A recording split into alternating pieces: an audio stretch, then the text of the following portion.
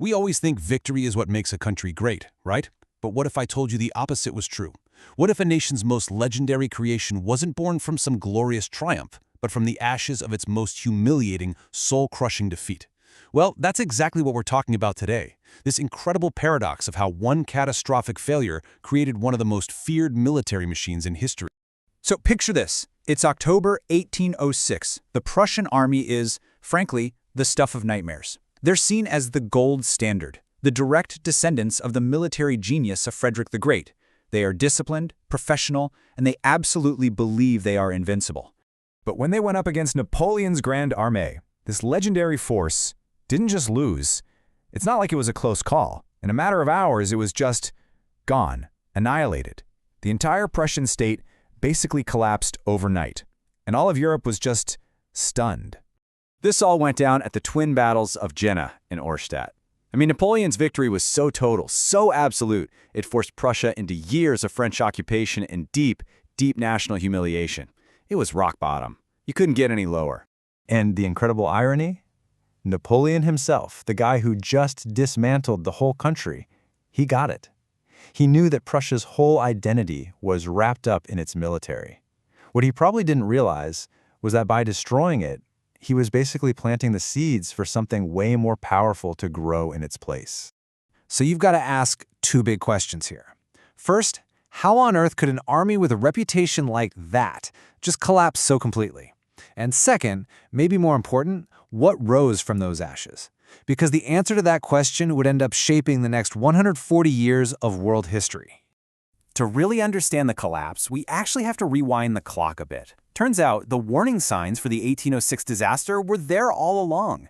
They just showed up in this strange, often forgotten battle that was basically a giant red flag that everyone chose to ignore.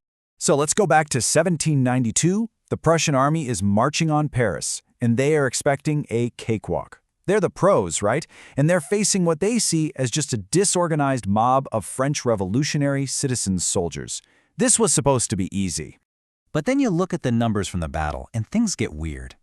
The armies were about the same size, and look at the casualties. They're tiny. This wasn't some huge, bloody slugfest. And that's the key. The defeat here wasn't physical. It was all in their heads. See, when the Prussians came up against this surprisingly determined and well-organized French force, which just so happened to have the best artillery in Europe, their commander, well, he lost his nerve. He called off the attack and ordered a full retreat.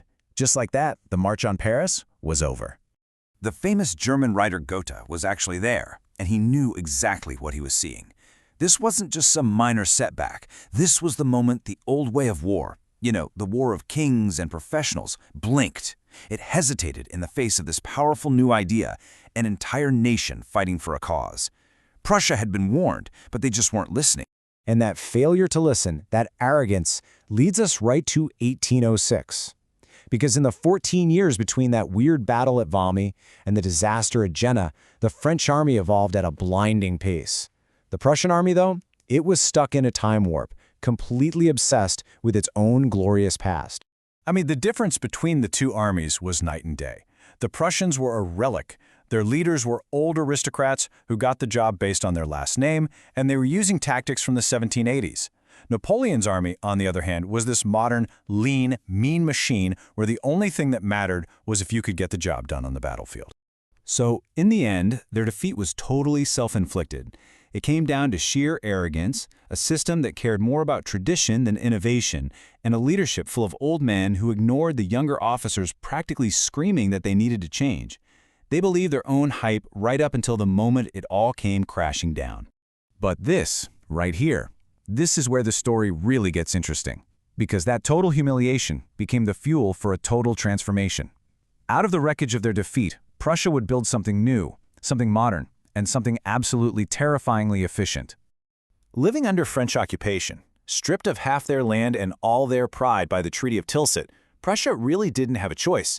It was adapt or die. Survival meant they had to rebuild everything, not just their army, but the entire relationship between the government and its people.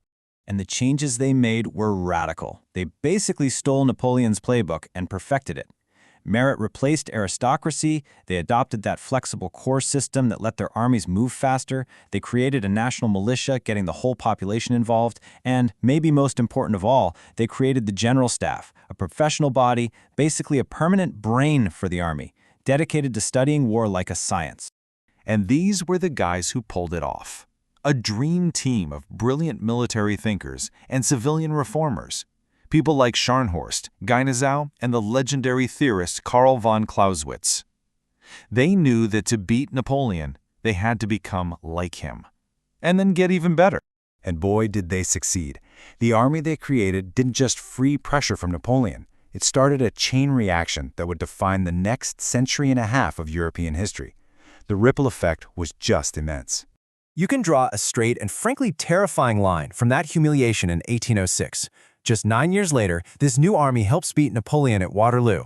Then, it's the engine that unifies Germany in 1871, and its brain, that general staff, becomes the model for the German military that fights in both World War I and World War II.